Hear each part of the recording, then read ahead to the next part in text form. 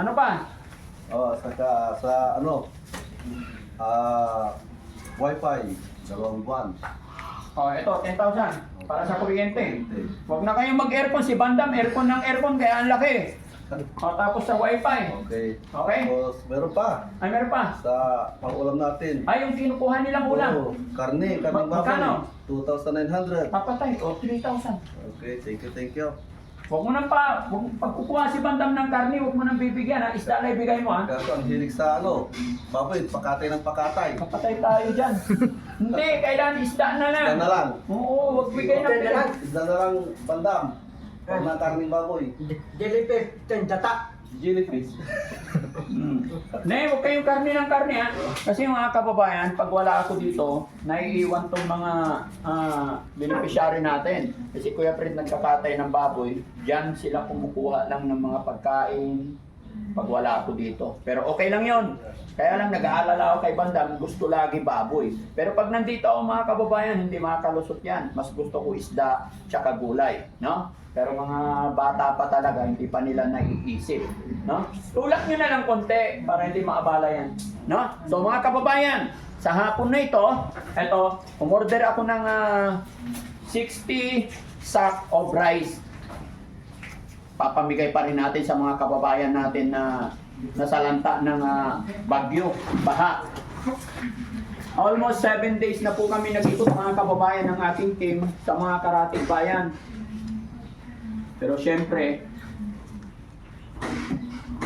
bibigyan ko rin ang aking kabarangay dito sa barangay ko mismo. Kaya mga kababayan, mga kabarangay ko dito sa Aliaga, 60 sack of rice papamigay namin. Kaya abangan nyo po ako dyan.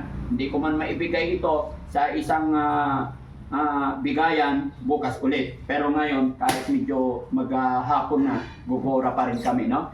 Kaya, Rizky, ano mo yung sasakyan dito, ha? Ayan, so mga kababayan, sundan nyo po kami, sundan nyo sa video ito kung paano ang pagdidistribute ng Team Daddy Frankie dito sa aking barangay mismo. Siyempre, nakakapagbigay tayo sa malalayong lugar, bigyan din natin itong ating nasasakupan. Bagamat may mga kababayan din tayo dito na apektado rin ng baha, kaya kailangan. Gaya na aking sinabi mga kababayan, sa panahon na to, para sa akin, walang mayaman, walang mahirap.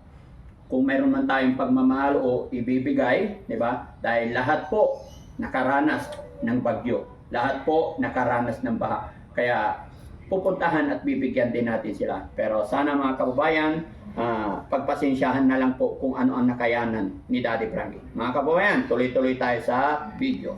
Okay, karga tayo. Baba muna natin siguro itong butas. Bilangin mo kung ilan yan, ha?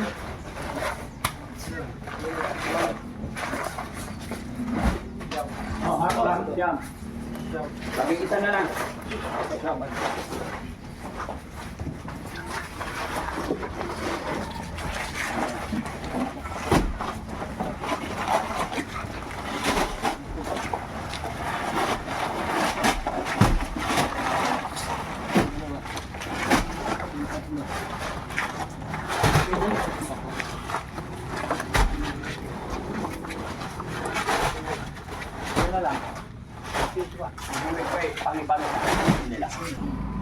Okay. Isipan mo po eh. Hindi, puro ka lang doon.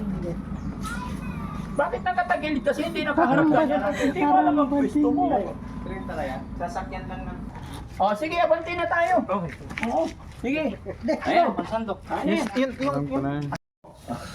Ano pa? Oh, saka sa ano, Wi-Fi, 2 buwan. O, ito, 10,000 para sa kuryente. Huwag na kayong mag-aircon. Si Bandam, aircon ng aircon, kaya ang laki. O, tapos sa wifi. Okay. Okay? Tapos meron pa Ay, meron pa. sa pang-ulam natin. Ay, yung kinukuha nilang ulam. Oh, karne Magkano? baboy. 2,900. Papatay, o, 3,000. Okay, thank you.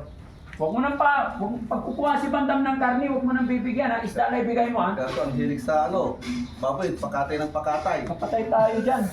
Hindi, kailangan isda na lang. Isda na lang. Oo, huwag bigay ng pera. Isda na lang, Bandam. Huwag na karning baboy. Jellyfish, data. Jellyfish. Ne, huwag kayong karne ng karne ha.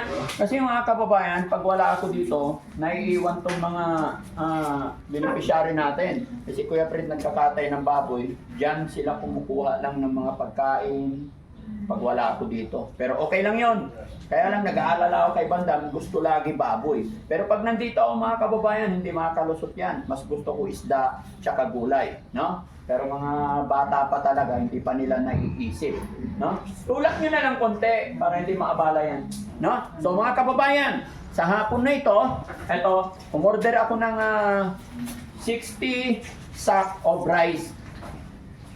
Papamigay pa rin natin sa mga kababayan natin na nasalanta ng bagyo, baha.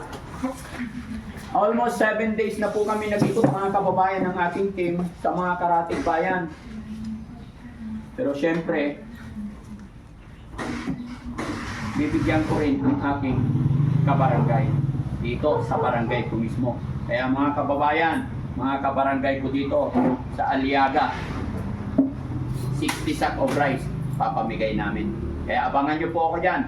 Hindi ko man maibigay ito sa isang bigayan bukas ulit. Pero ngayon, kahit medyo maghapon na, gugora pa rin kami, no? Kaya, Rizky, ano mo yung sasakyan dito, ha?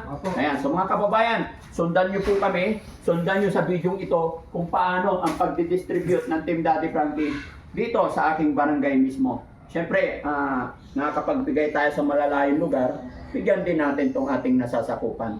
Bagamat may mga kababayan din tayo dito na apektado rin ng baha, kaya kailangan. Gaya na aking sinabi mga kababayan, sa panahon na to, para sa akin, walang mayaman, walang mahirap.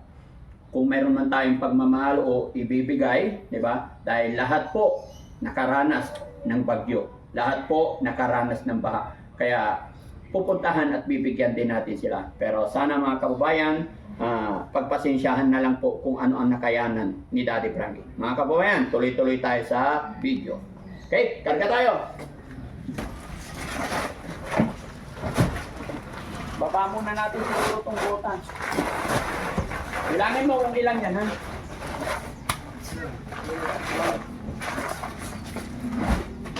Haro lang. Jam. Lagi isa na lang.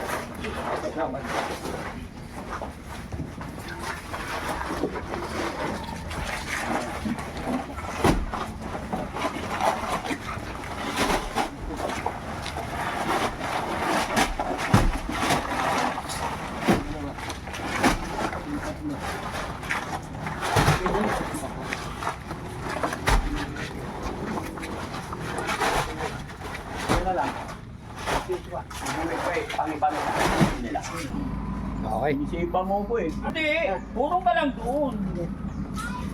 Bakit nakatagilid kasi hindi nakaharap ka niya? Hindi mo alam ang pwesto mo. Train talaga. Sasakyan lang ng... O sige, abanti na tayo. Okay. Oo, sige. Ayun, Masandok. ano yan?